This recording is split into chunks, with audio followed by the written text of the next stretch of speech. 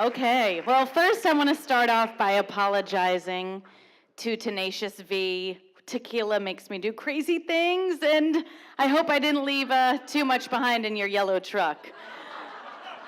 I just, 6 months later, I have a baby, and that's our takeaway from that wild night at HK on the Bay. So again, I want to thank you all for being here tonight. Kim has been trying to get me to be a part of this Story Slam for a long time, but I was pregnant. I came up with a couple excuses because doing the radio, I'm not used to working the room, as they say. When I do the radio, I don't see anybody. So I'm a little nervous tonight, but Kim said, "Woo, you really got to do it. You're not pregnant this year. You're available. Get a babysitter and come on down." Okay, Kim, well, what is this year's Story Slam about? Woo, you need to find a hero. Who's your hero? I'm like, Jesus, can't we just talk about Real Housewives? Can Donald Trump be my hero? Probably no. Hillary Clinton? Bernie Sanders? I feel the burn? I don't know. Okay, Kim, so who's my hero? So I wake up one morning, I get in the car. I wake up really early, by the way. If you don't listen, I do a radio show on 94.9 The Point. There's my plug. My boss is going to love that. So I wake up very early, I leave my house, I'm in the car, and it's 4:30 in the morning, and I go to my Starbucks at Ward's Corner like I do every morning on the way to work. I spend $5 on a ridiculously expensive cup of coffee.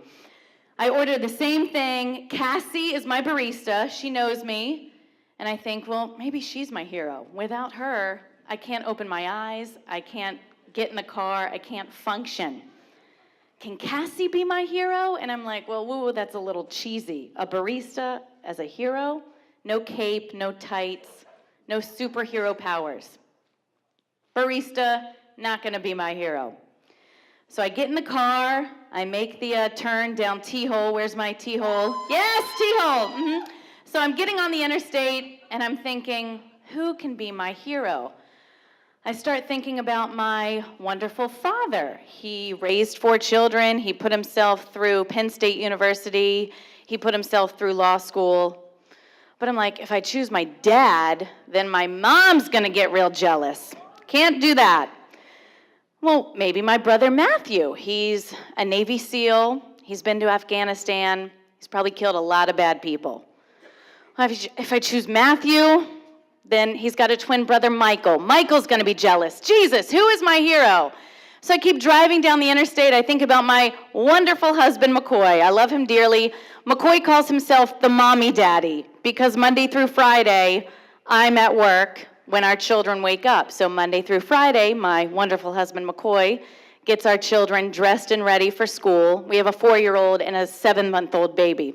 I'm not there Monday through Friday, so my husband has this incredible responsibility of doing all this, getting the kids dressed and out the door, and himself to work by 9 a.m. But I'm like, oh, McCoy, I love you, but you're not my hero. Love you, but you're not my hero. So then I'm thinking about my kids, and I'm thinking, well, I really had a great labor and delivery team at Princess Anne, Sentara Princess Anne.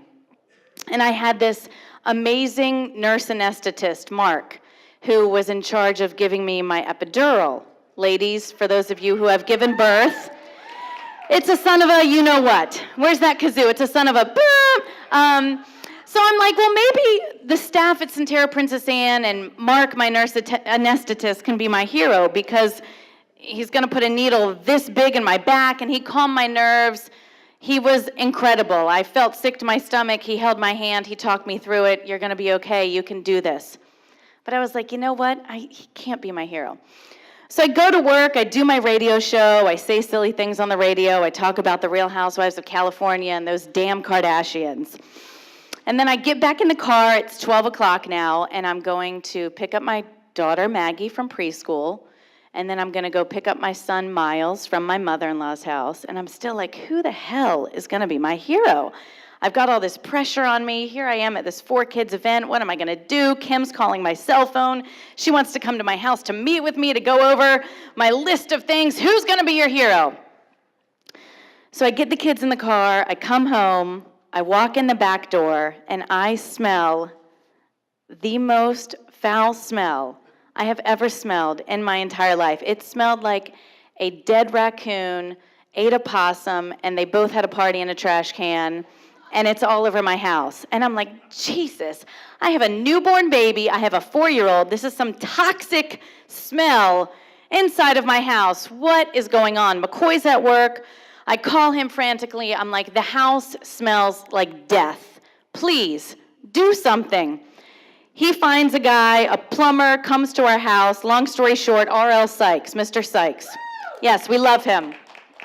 I said, McCoy, they can't come tomorrow. He needs to come now. And I'm like, now, stop. He needs to come now. Because you call a plumber, they're like, we can be there next Wednesday at 2. No, you need to come now.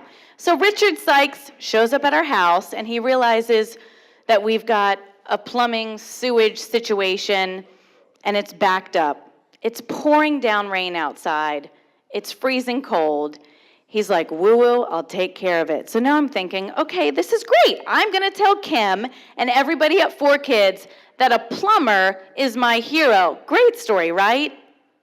No, that's not a good story, woo-woo. So Richard is out there. He's digging a hole. He fixed the sewage problem. It's backed up, the garbage disposal. He's got to put a new pipe, and you know how plumbers are. $4,000 later, it's fixed. But can he be my hero? I'm thinking, no. There's no cape. There's no tights. There's no emblem. There's no changing in a telephone booth. Kim comes over to my house. I tell her the story, and we sit and we realize that heroes can be anybody. They can be your Starbucks barista. A hero can be your nurse anesthetist when you're getting a needle this big shoved in your back. And yes, a hero can even be a plumber. You have to look for those little things, like Kim said, those people who come to your rescue when you least expect it, but when you really, really need it. So I'm still looking for my hero, but I think I can raise my glass to everybody in this room tonight, because you guys are truly the heroes. Being here and doing what you do for this incredible organization, everybody here supporting these children and these families. And Kim and I had a really great conversation about heroes, and it might not be, the nurse anesthetist, but for me it was. It might not be the Starbucks barista, but for me it is. And to Mr. Sykes, the plumber who fixed that nasty sewage situation, he was my hero. And in those moments you realize these are the people who matter, and that's my story. I'm sticking to it. And you guys truly give yourselves a round of applause. You're the heroes for being here tonight. You might not realize what you're doing, but it's doing a lot for these children in the community, and we appreciate it. Thank you.